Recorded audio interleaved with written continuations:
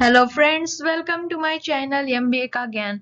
आज हम देखेंगे इंडियन कॉन्ट्रैक्ट एक्ट 1872।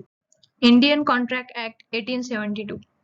1872 मतलब ये तो बहुत पुराना एक्ट होगा। जी हाँ, ये ब्रिटिश के टाइम में बनाया गया लॉ है। तब से इंडियन कॉन्ट्रैक्ट एक्ट हमारे देश में लागू हुआ। Definition of contract. The Act defines a contract as an agreement that is legally enforceable.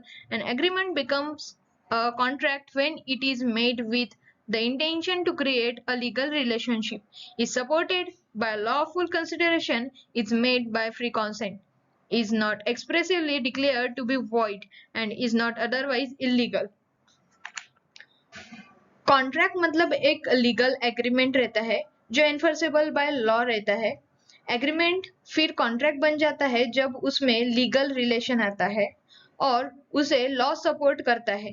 वहां पे एक वो कॉन्ट्रैक्ट बनाया जाता है फ्री कॉन्सेंट से, मतलब उसमें कोरेशन रहता है, किसी का इन्फ्लुएंस, किसी कुछ फ्रॉड या मिस रिप्रेजेंटेशन नहीं रहता।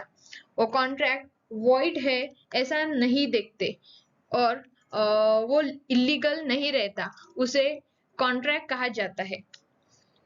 वो एनफोर्सेबल बाय लॉ रहता है क्योंकि अगर कुछ मतलब कोई पार्टी वो कॉन्ट्रैक्ट को छोड़ के जाए, नहीं तो अगर ऐसा कुछ हो जाता है कि कुछ कुछ पार्टी को नुकसान होता है या कुछ फ्रॉड वहां पे हो जाता है, तो उसकी भरपाई या उसे शिक्षा लॉ देती है और लॉ के वजह से उस विक्टिम को इंसाफ मिल जाता है। It's important for individuals and businesses involved in contracts in India to be familiar with its provisions and consult legal experts when needed to ensure compliance and enforcement of their contractual rights and obligations. जब कोई individual और business India में contract करता है तो कुछ महत्वपूर्ण बातों पर ध्यान देना चाहिए। उस कॉन्ट्रैक्ट में प्रोविजंस देखने चाहिए और जब जरूरत पड़े तो एक्सपर्ट से कंसल्ट करें। सभी कॉन्ट्रैक्ट के राइट और ऑब्लिगेशन को चेक करें। एक वैलिड कॉन्ट्रैक्ट होने के लिए कुछ इसेंशियल बातें रहती है, वो हम वन बाय वन से देखते हैं। Essential elements of a contract. The act outlines several essential elements for the formation of valid contract, including offer and acceptance, lawful consideration, capacity of contract, free consent, and a lawful object and consideration. Valid contract को form होने के लिए offer और acceptance होना चाहिए। समझो, अगर ए ने ऑफर दिया पर बी ने एक्सेप्ट ही नहीं कर रहा तो वो कॉन्ट्रैक्ट नहीं माना जाता। लेकिन एक्सेप्ट करने के लिए उस कॉन्ट्रैक्ट में आपसी समझौता होना चाहिए। अगर समझो ए और बी के बीच में कार का कॉन्ट्रैक्ट हो रहा है, तो उसका कलर, उसकी कीमत, ये सब दोनों के समझौते के होने चाहिए, तो ही उस कॉन्ट्रैक्ट को ऑफर और एक्सेप्टेंस होती है। लॉफुल कंसिडरेशन होना चाहिए, कैपेसिटी ऑफ कॉन्ट्रैक्ट होना चाहिए, दोनों पार्टी में कॉन्ट्रैक्ट परफॉर्म करने की कैपेसिटी होनी चाहिए। अभी ए ने बोला कि 100 किलो का वेट उठाओ और बी नहीं उठा सकता, तो वो कॉन्ट्रैक्ट नहीं माना जाएगा क्योंकि उस बी में उतनी कैपेसिटी नहीं होगी वो कॉन्ट्रैक्ट पूरा करने की। फ्री कॉन्सेंट होना चाहिए। लॉफुल ऑब्जेक्ट मतलब सब लॉ के मुताबिक होना चाहिए। जो भी ऑब्जेक्ट या कॉन्ट्रैक्ट में उसे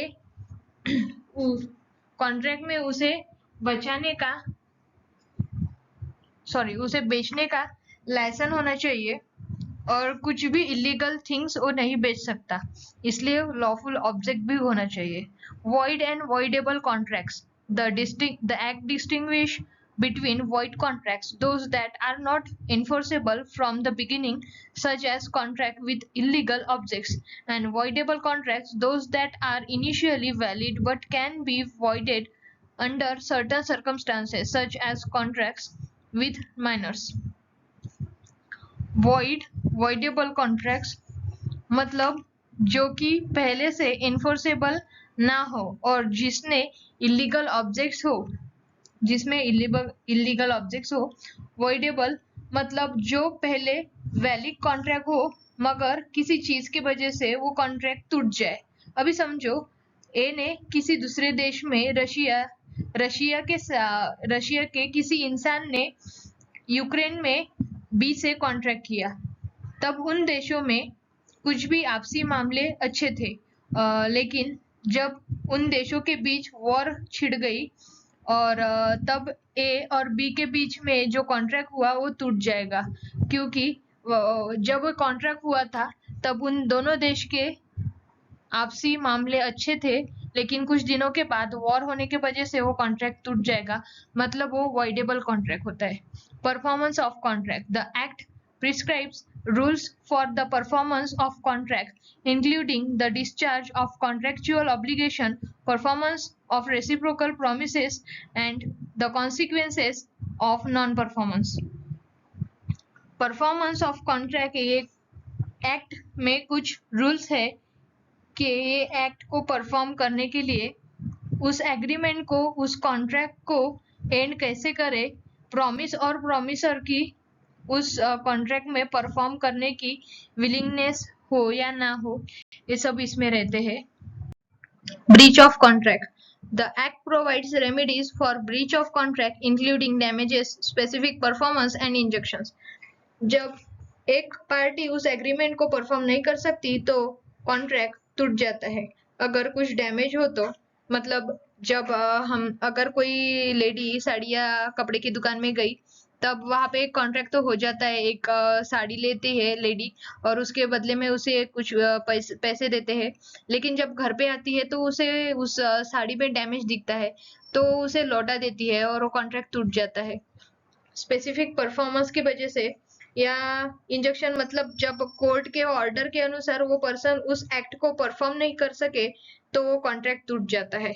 void agreement, the act lists certain agreements that are expressly declared to be void. Such agreement is in strain of trade, agreement that infringe on the marriage laws, and agreements made with the object of committing illegal activities. कोई agreement void होता है जब agreement restaurant of trade हो, मतलब किसी company के reputation को नुकसान पहुंचाना हो, मोनोपोली क्रिएट करना हो या फोर्स करके दूसरे को नुकसान पहुंचाना हो और शादी का उल्लंघन करना और कुछ इलीगल एक्टिविटी हो रहा उस एग्रीमेंट में, तो वॉइड एग्रीमेंट हो जाता है। Contracts by minors and persons of unsound mind. The Act deals with the capacity of minors and persons of unsound mind of contract, specifying that agreements by such individuals are generally voidable. Contract होने के लिए वो अगर 18 साल से छोटा हो तो उसकी कैपेसिटी नहीं होती। हमारे भारत में बहुत से कॉन्ट्रैक्ट के लिए एज मैटर करता है और जब 18 के एज से कम हो उसकी एज तो उसे माइनर कहलाता है। और उस कॉन्ट्रैक्ट में अनसाउंड ऑफ माइंड नहीं होना चाहिए, मतलब किसी पागल या किसी दिमाग की हालत ठीक ना हो उसके साथ कॉन्ट्रैक्ट नहीं कर सके। Contract of guarantee. The Act includes provisions related to contract of guarantee outlining the right and obligations of surety, creditors and principal debitors. इस एक्ट में कॉन्ट्रैक्ट ऑफ गारंटी के कुछ प्रोविजंस दिए हैं। वो कॉन्ट्रैक्ट अगर पूरा नहीं हो तो जो विक्टिम है वो अपने राइट्स को यूज कर सकता है। इसमें क्रेडिटर और डेबिटर्स के प्रिंसिपल दिए गए हैं। अभी रमेश ने सुरेश को रिक्वेस्ट किया कि शाम को 20,000 दे और शाम 10 दिनों में वो 20,000 वापस कर देगा। अभी गारंटी किसने दी है? रमेश ने। लेकिन अगर श्याम ने 20,000 वापस नहीं दिए तो सुरेश रमेश से पैसे वो 20,000 रुपए लेगा, क्योंकि कॉन्ट्रैक्ट ऑफ गारंटी ये कहता है। कॉन्ट्रैक्ट को कुछ बेसिस पे क्लासिफाई किया है, वो देखते हैं। बेस्ड ऑन फॉर्मेशन, उस पे एक्सप्रेस और इम्प्लाइड कॉन्ट्रैक्ट होता है। These contracts are formed when the parties explicitly state of terms and conditions either in writing or verbally. Express मतलब जो दिखता है, जो कॉन्ट्रैक्ट होने के बाद उन दोनों को दिखता है और उसे एक्सप्रेस किया जाता है, कुछ उसके टर्म्स और कंडीशंस रहते हैं, वो रिटर्न फॉर्म में रहता है या उसे वर्बली बताया जाता है. Implied contract are not explicitly stated but are inferred from the contract actions and circumstances of the parties. अभी ये जो इम्प्लाइड कॉन्ट्रैक्ट है वो दिखता नहीं है, मतलब अगर वो कॉन्ट्रैक्ट अभी हुआ भी हो तो ऐसे जताया नहीं जाता. मतलब वो दोनों के बीच में, टू पार्टी के बीच में हो जाता है वो कॉन्ट्रैक्ट, लेकिन ऐसे दिखाते नहीं है. For example, purchasing goods from a store implies an implied contract to pay for those goods. अभी स्टोर से हमने कुछ गुड्स खरीदे किए, तो हम ऐसे नहीं कह सकते कि इसको इस गुड के बदले में कुछ पैसे देना हो तो हमें मालूम ही नहीं. मतलब गुड खरीद लिए और हमें नहीं कह सकते कि हमें पैसा देना पड़ता है, ये हमें मालूम नहीं. मतलब अगर गुड्स खरीदे तो उसको पैसा भी देना पड़ता है. और अगर समझो आप किसी बस से ट्रेवल कर रहे हो, आपने उसकी टिकट तो ली, लेकिन आप ये नहीं कह सकते कि मुझे यहाँ पे उतरना था, दिल्ली पे उतरना था, तो आपने मुझे बताया नहीं कि मैं यहाँ पे उतरूँ या ना उतरूँ, ऐसा नहीं कह सकते.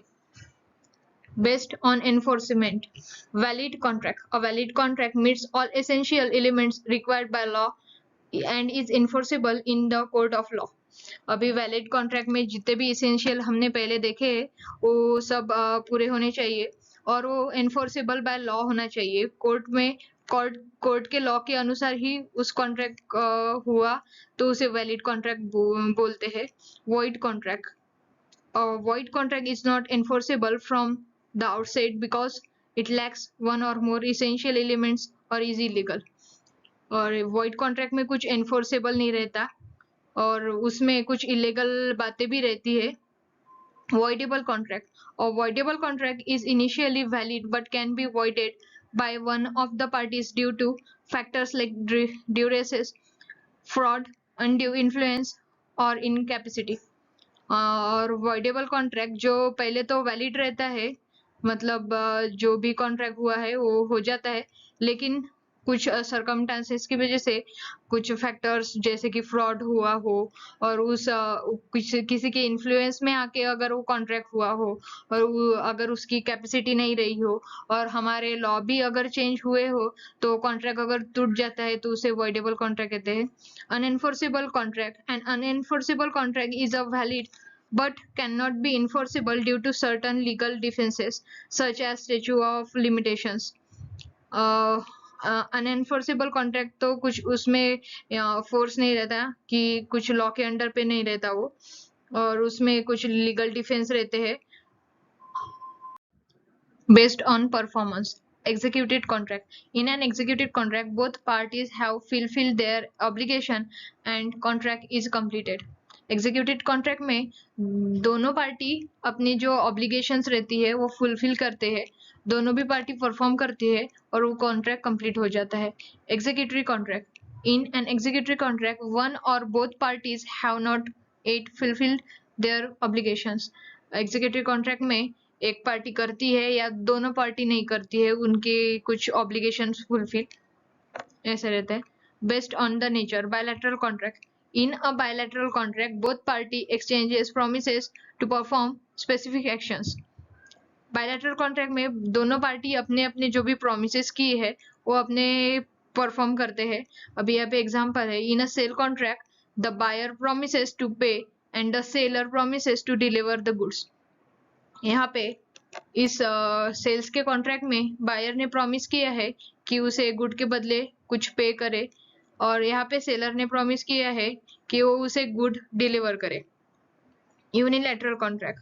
इन अ unilateral contract one party makes a promise in exchange for the other party's performance. The contract is performed when the second party performs the required action. For example, a reward offer for finding a lost items is a unilateral contract. अभी unilateral contract ऐसा रहता है जहाँ पे दो party बैठ के वो कॉन्ट्रैक्ट नहीं होता। मतलब किसी एक पार्टी अपना प्रॉमिस जो है वो कर देता है, लेकिन ऐसा नहीं रहता कि वो सही में हो या ना हो। अभी हम बहुत बार देखते हैं मैगी की एडवर्टाइजमेंट, कि मैगी की एडवर्टाइज में ऐसे बोलते हैं कि वो मैगी 2 मिनट में हो जाती है, लेकिन अगर हम परफॉर्म करते तो कभी-कभी वो 2 मिनट में हो जाती है या कभी-कभी उसमें टाइम लगता है, ऐसा कुछ होता है। और फेयर एंड लवली भी आपको पता ही है कि वो स्किन ब्राइट करने की एडवर्टाइज करता है, लेकिन कई बार होता है, कई बार नहीं होता है। इसलिए कुछ टाइम पे मतलब वो एक्ट होता है वैसे ही जैसे कि प्रोमिसर ने बोला है, कई बार वो नहीं होता है। Based on formality, formal contract, formal contracts are typically written and require a specific form such as notarized document or a contract under seal. Formal contract ऐसा कॉन्ट्रैक्ट रहता है जो कॉन्ट्रैक्ट ऐसे टिपिकली लिखा जाता है, उसे कुछ स्पेसिफिक फॉर्म में रहता है, उसके लिए कुछ डॉक्यूमेंट्स रहते हैं, अंडर सील में रहता है, ऐसा फॉर्मल कॉन्ट्रैक्ट रहता है। Simple contract, simple contracts are generally not written under any specific formalities and are based on mutual assistance. अभी जो सिंपल कॉन्ट्रैक्ट रहता है वो ऐसे कुछ स्पेसिफिक फॉर्म में कुछ रिटर्न नहीं रहता, और वो म्यूचुअल अंडरस्टैंडिंग के बीच में वो कॉन्ट्रैक्ट हो जाता है, उसे सिंपल कॉन्ट्रैक्ट कहते हैं। Thanks for watching and don't forget to subscribe my YouTube channel. अगर आपको कुछ डाउट हो या ये वीडियो आपको कैसा लगा है, प्लीज़ मुझे कमेंट करके बताएं, एंड थैंक यू।